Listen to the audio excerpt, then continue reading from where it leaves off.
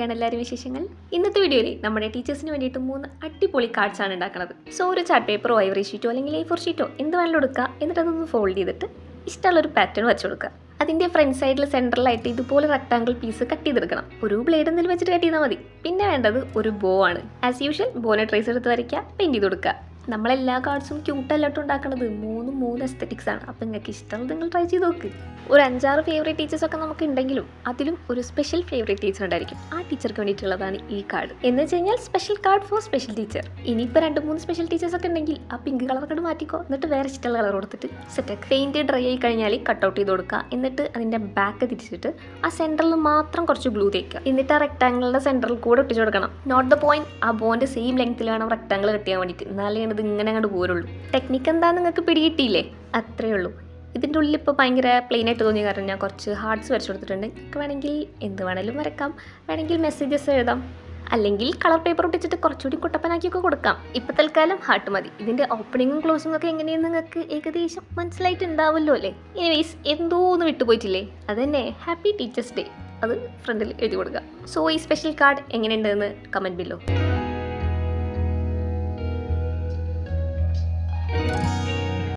So next card ഒരു brown aesthetic, അങ്ങനെയൊക്കെ വിളിക്കാം.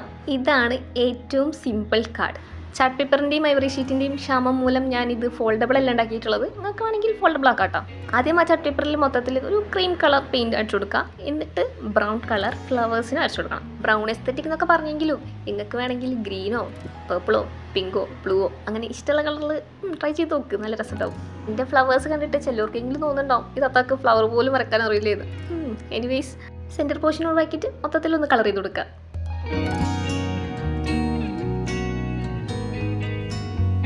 ഇനി അതിൻ്റെ സെൻറ്ററിൽ ഒട്ടിക്കാൻ വേണ്ടിയിട്ട് ഒരു സ്ക്വയർ പീസ് കട്ട് ചെയ്യാം. വേണമെങ്കിൽ ബോർഡറിൽ ഇതുപോലെ പിൻ ചെയ്ത് കൊടുക്കാം. അല്ലെങ്കിൽ നിങ്ങൾക്ക് ഇഷ്ടമുള്ള രീതിയിലൊക്കെ ബോർഡർ കട്ട് ചെയ്യാം. അല്ലെങ്കിൽ ഫ്ലവറിൻ്റെ ഷേപ്പ് തന്നെ കട്ട് ചെയ്തിട്ട് ഒട്ടിച്ചാലും മതി. അതും രസമുണ്ടാവും. എന്നിട്ട് അതിൽ ഹാപ്പി ടീച്ചേഴ്സ് ഡേ എന്ന് എഴുതിയിട്ട് ഒട്ടിച്ചു കൊടുക്കാം.